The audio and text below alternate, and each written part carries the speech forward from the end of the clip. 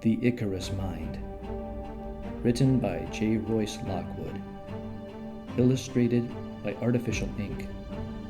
Music by Roman Senek. Chapter 1. California Dreamin. Simon, present day.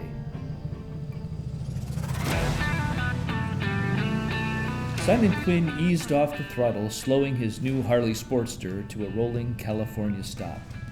He had reached the end of Interstate 8 and found the edge of a continent. This arrival marked the end of a long and tiring journey that had begun in Chicago nearly 10 days before. With a quick glance over his shoulder, Simon merged onto Sunset Cliffs Boulevard and accelerated down the road towards the Mercury Motel, the diffident motor court that would become his new home. The name was misleading. The building had indeed been a motel at one time, but had long since been converted to studio apartments. 12 rooms stacked in 2 levels of 6, perched upon the main thoroughfare tracing the edge of the Point Loma Peninsula. It now served as a de facto home for wayward youth and older folks at a crossroads in their lives. Simon rolled up to the curb and dismounted. He removed his helmet, running a gloved hand through a mat of sandy brown hair. The tousled locks fell carelessly across his brow, framing a pair of squinting sea-gray eyes. Setting his helmet on the seat of his bike, Simon regarded the building before him. A steep metal staircase jutted out from a second-floor landing, which doubled as a balcony for the upstairs apartments. The first door to the right of the stairway opened, and a shirtless young man in khaki shorts and flip-flops emerged. Simon smiled at his old friend, a somewhat tanner and blonder Bill Jameson than he remembered from college. Well, you finally made it. I've been idling all morning waiting for your sorry ass to roll in here. Bill leaned over the wrought iron railing. "Check your phone, you jackass," said Simon. "Or did you bring it with you into the ocean again?" Bill didn't answer, but flashed a toothy grin as he trotted down the staircase to greet Simon. He was noticeably leaner than he had been 2 years earlier, the result of sun and surf and outdoor activity afforded by the favorable San Diego weather. Simon was struck by the casual air of Bill's attire. He felt suddenly constrained, burdened by the heavy leather jacket and jeans he had worn on his long journey. The two young men embraced and exchanged a few more friendly barbs. Well, come on up and I'll show you the place. Bill gestured towards the upper level. Simon followed his friend up the narrow stairway and into the small studio apartment. The apartment was cramped and noisy, fronting a busy street with little privacy. It was perfect. This is it. Deborah will be by this afternoon to take care of the lease. I have to say, I'm going to miss this place. Oh, here, all yours. Bill handed a small brass door key to Simon. "Are you sure you have to head back right away? Can't you stay for a few days at least?" Nah, I'm sorry. I've been goofing off long enough. My dad has offered me a job with his firm in Chicago. Figure it's about time I started taking things seriously. "Well, not just yet." Simon removed his backpack and opened the main compartment. He fished around inside the bag for a moment, finally producing a bottle of tequila. "I figured this is a suitable way to mark the end of one California adventure and the beginning of another." He retreated to the kitchen, re-emerging with 2 shot glasses. Simon filled the small vessels and held one aloft. "To new adventures." To new adventures.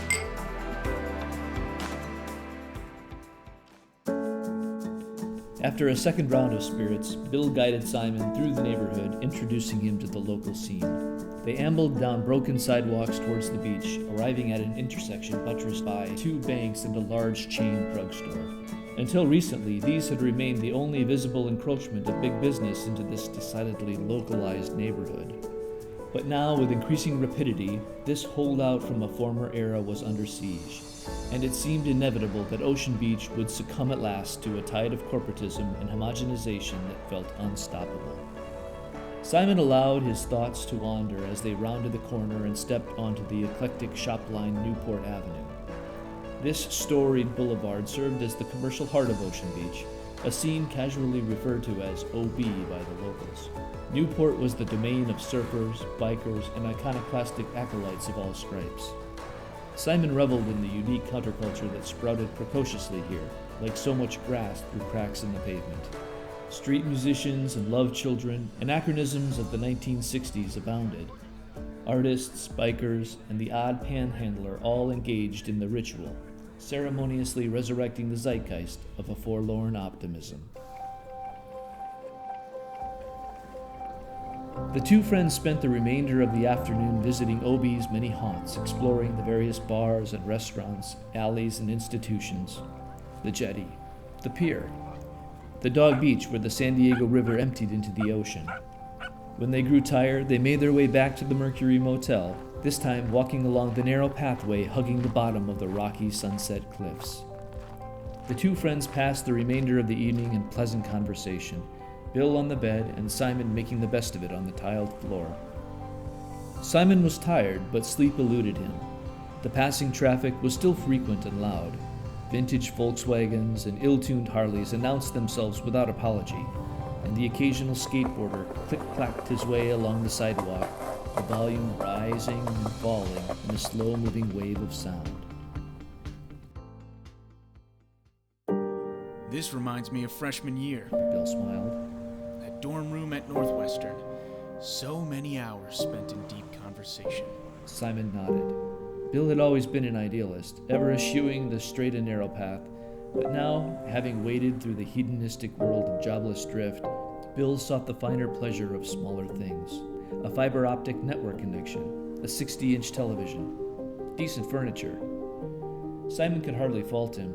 To see those of lesser talent and imagination succeed and thrive was enough to inspire anyone to dreams of mediocrity. But if the best minds of a generation could be destroyed by madness, how much worse to be stifled by mundanity? Do you think we'll ever hang out like this again? Simon asked. Bill leaned up on his elbow. Sure we will. We're part of the same Icarus. He chuckled. You're stuck with me. Icarus? What do you mean, like Kurt Vonnegut, Cat's Cradle, that kind of thing? Yeah, I've always liked that idea. The notion that we have a cohort of kindred spirits, bound together by some hidden force, creating associations that are not immediately obvious to us. It reminds me of constellations. How so? Simon was fully awake again. Well, when viewed from Earth, the stars that make up the images look like they're on the same plane, but in reality they are totally spread out in space.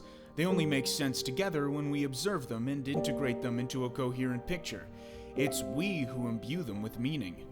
So what are you saying, that our relationships are actually arbitrary and incoherent? That's kind of depressing. No, on the contrary. Bill sounded hurt. I'm saying that there is a meaning and coherence holding them together, which only becomes apparent from the right distance and point of view. Simon lay on his back with that thought reverberating in his mind, staring at the ceiling as if it were open sky. At last, fatigue overwhelmed him, and he drifted off to sleep, oblivious to the traffic noise still emanating from below.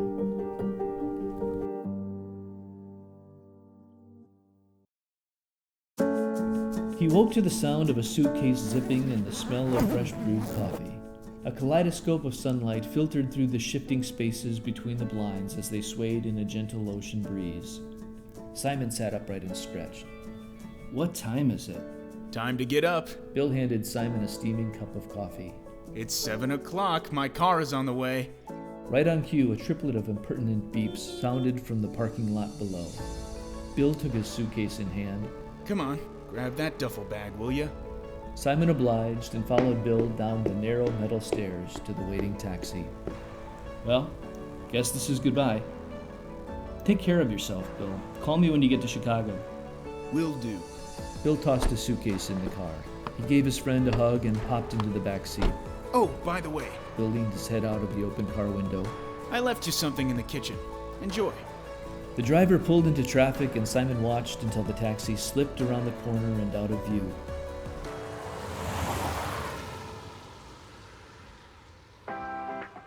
Released as from a spell, he felt suddenly very light.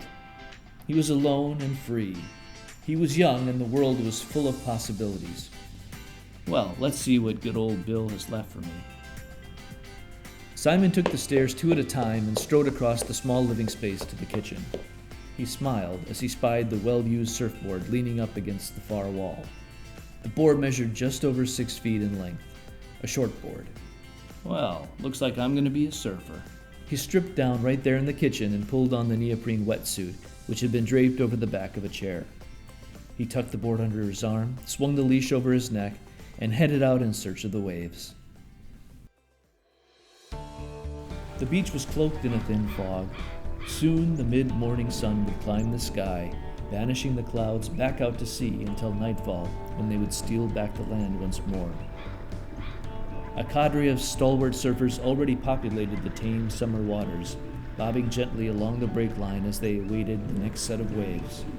New arrivals slipped into their wetsuits and stole their way across the cold, sandy beach. With the sun at his back, Simon peered out to sea. Somewhere in the North Pacific in previous days, wind blowing over the water had created a swell that moved thousands of miles across the ocean in long, smooth-crested waves. As they approached the land and entered the shallows, they slowed and grew steeper, eventually becoming so unstable that they toppled, dashing themselves on the shore, losing most of their energy in the process. These were the moments that surfers lived for, the culmination of an epic journey in a burst of self-destruction. The art of riding such an expression of elemental force required a marriage of physical and spiritual prowess which Simon could not help but admire. He paused for one more contemplative moment, then tucked the board under his arm and jogged into the shore break, determined to give it a go. Simon spent the rest of the morning in the water, pummeled by the unforgiving swell. He was a novice surfer, a kook, and the locals watched him with equal parts amusement and scorn.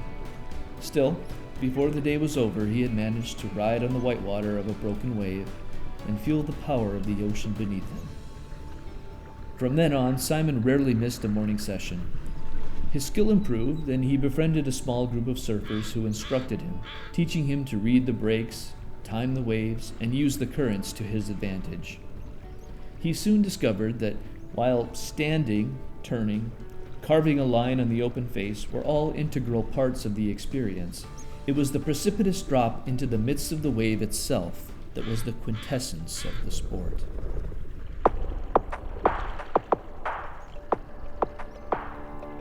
Simon eventually got around to finding a job, landing a permanent position in the admissions office of the University of California, San Diego. He adopted the habit of surfing in the mornings before work, and he began to favor the more challenging waves at a place called Black's Beach. The popular break was near a stretch of dark sand at the bottom of a treacherous footpath that wound along a steep bank of cliffs near the university campus. Every morning before sunrise, Simon would scramble down the unforgiving pathway, carefully placing each step, mindful that the 6-foot encumbrance under his arm did not betray him at any of the precarious switchbacks. Thermal updrafts rising along the steep, rocky face made the location a favorite haunt of peregrine falcons and red-shouldered hawks. The slow circling of the raptors lent a sublime aura to an already dramatic landscape. 6 months elapsed in an instant. Summer slipped through autumn and into winter, and he discovered that although San Diego winters are mild, the conditions of the ocean changed. The water grew cold, and the seasonal storms intensified, increasing the size of the waves dramatically. One morning, in late December, Simon found himself at Black's Beach. He paddled to where the waves were breaking, much further out than normal. The crowd was smaller than usual, as many of the regulars had wisely stayed out of the water. A more experienced surfer would have recognized the danger, but Simon was still a novice and oblivious to the risk he was taking. He waded through 2 sets, gauging the rhythm of the swell. At last he spotted a large wave forming on the outside. He paddled towards it, then pivoted back towards the shore as the wave gathered and pitched up behind him. Then it struck him. This wave was a giant, bigger than anything he had ever ridden or even seen. Too late. There was nothing he could do but try and make it. Simon paddled with every ounce of strength his arms possessed. The center of gravity shifted and he popped up, pushing to his feet before dropping into the heart of the wave. Adrenaline jolted through his veins, the exhilaration of success. But that feeling was short-lived. Simon was not sufficiently experienced to feel the subtle shifts in the contour of the wave when he foundered, his balance stolen from him. He fell headlong over the nose of his board and was caught up in the tumult of the wave. The horizontal cyclone seized him and rolled him, lifting him up again and tossing him over the falls before driving him down to the ocean floor. The mountain of water pounded him repeatedly against the sandy bottom. Spinning and floundering, Simon lost all sense of direction. Lungs burning, arms flailing, he began to panic. And when at last he could hold his breath no longer, a second wave broke above him, driving him back to the bottom again. This time the surfboard slammed against the back of his head, and everything went dark.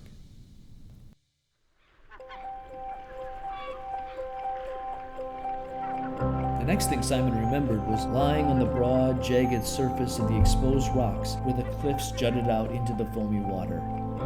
His board was broken into 3 pieces, the smallest of which was still tethered to his ankle. Flecks of vomit covered his chest. As he came round, Simon felt the soft brush of a canine tongue licking his face and ears. He opened his eyes to a mass of curly fur and floppy ears. He was being pleasantly smothered by the muzzle of an affectionate caramel-brown dog. Simon sat up, or tried to. He had a nasty crick in his neck, and the blood streamed from a wound on his forehead down into his eyes, obscuring his vision. His ears were ringing, but he heard through the din a female voice off in the distance calling, Ginger! Ginger! Simon turned towards the voice. Ginger! Came the cry once again as the young woman came into view. The dog continued to lick Simon's face. Ginger! There you are. Oh my, are you alright? The owner of the voice approached him. She was barefoot, wearing blue floral print board shorts and a hooded sweatshirt emblazoned with the UCSD college logo. The hood of her sweatshirt was pulled back and a banner of long, black hair flew wildly in the stiff offshore breeze. She tucked a few stray locks behind her ear as she drew near. Simon's senses returned to him now, and he became aware of just how he must look to this young woman. Yeah, He said weakly. yeah, I think I'm okay. Simon took an inventory of his various body parts. Everything seemed to be where it was supposed to be. His hand reached reflexively for his temple, and then to the back of his aching head where the nose of his surfboard had rammed into him. Blood streamed from a small cut above his right eye. The wound was superficial, but messy. Simon, drenched with seawater, hadn't noticed, but the young woman reacted to the sight of the blood. You're really bleeding. She crouched down next to him to get a better look at the injury. We better get that checked out. Do you think you can walk? I think so. Simon braced his hands against the rock below him and attempted to rise, immediately slipping. Just take it easy. The young woman seized him by the elbow, offering support. I think you may have a concussion. We saw you eat it on that big wave. She smiled. Simon smiled in return, relaxing a bit. Yeah, I guess that one was a bit out of my league. Let's try this again. This time he managed to stand. Thanks. He said, noticing that she maintained her grip on his elbow. Thank you both. Simon looked down at the lab poodle mix, which remained stolidly at his side. That's Ginger, She said. and I'm Lauren. Simon, He placed a hand on his chest. and I really am fine. He took a step and nearly swooned again, exaggerating his distress only slightly for Lauren's benefit.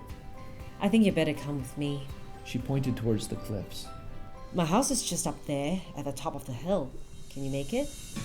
Simon was quite sure that he could.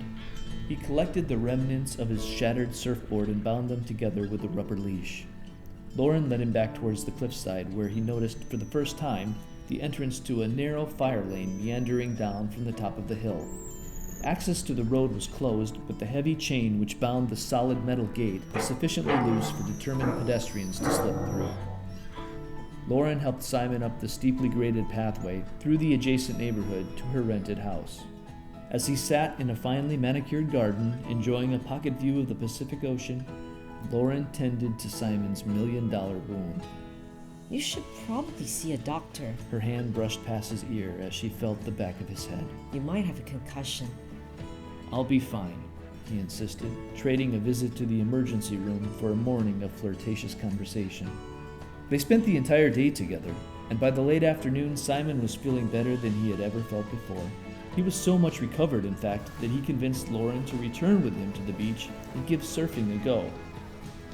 For her first lesson, on this their first date, Simon opted for the less volatile beach break at La Jolla Shores and selected a somewhat longer and more forgiving foam board. Lauren proved an apt pupil and was thrilled at the sensation of belly riding the surf as Simon launched her repeatedly into the shore pound. It was Simon who gave out first, struggling as he was to hold the board steady in the tumult of the modest impact zone. Enough! He threw up his hands at last. I'm spent. Lauren trudged back out towards Simon, wading through the chest-high water, longboard at her side. I can see why this sport used to attract mostly guys. She positioned the board between Simon and herself. They draped their arms across the deck of the board and floated together, legs entwining under the water. I mean, the violent struggle against the sea, battling the waves, thrashing to maintain control. Very macho. She grinned. Macho, sure, Simon smiled in turn. but it's not a fight. It's a dance. Every sailor knows that the ocean is not a man, but a woman. Temptress, mother, lover, dominatrix, and friend. You can never control her. You can only try to understand her moods and avoid being crushed. Sounds very zen. Lauren hoisted herself out of the water and sat astride the board. I would imagine there are a lot of Buddhist surfers. Simon studied the board, which had begun to list. Is that what you are? A Buddhist? I guess you could say that. It's getting harder to tell these days. In Singapore, you can find a Christian church, a Taoist temple, a Muslim mosque, and a Hindu shrine all on the same street corner, sometimes even in the same building. How does that happen? Simon raised an eyebrow. My family's Chinese, so I was raised Buddhist, but most of my schoolmates were Christian. Singapore was a British colony for many years and a major trading hub, so we also inherited a lot of the Western religious tradition as well. So now you can bring all of that integrated wisdom to bear on the fine art of surfing. Simon lifted himself out of the water and straddled the board facing Lauren. I'll be happy if I could figure out how to stand up. Lauren looked behind her out to sea. The swell was dying and the water calm. It does make me think of something. In Chinese philosophy, we have this idea that there are two kinds of action, yu wei and wu wei, with effort and without. It never really made sense to me before, but it kind of makes sense now. When you catch and ride a wave, timing and location are critical, more important than your individual strength. You can harness the energy of the ocean and achieve your goal by aligning yourself with the impulses of nature. Yes, Simon leaned forward. The impulses of nature. He kissed her, and the salt water tasted sweet on her lips. He felt her shiver. "You're cold." I'm fine. She drew back slightly.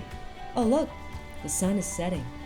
Lauren shifted around to face the open sea and leaned back into Simon's embrace. He wrapped his arms around her, feeling the rhythm of her breath as they floated in silence while the sky caught fire.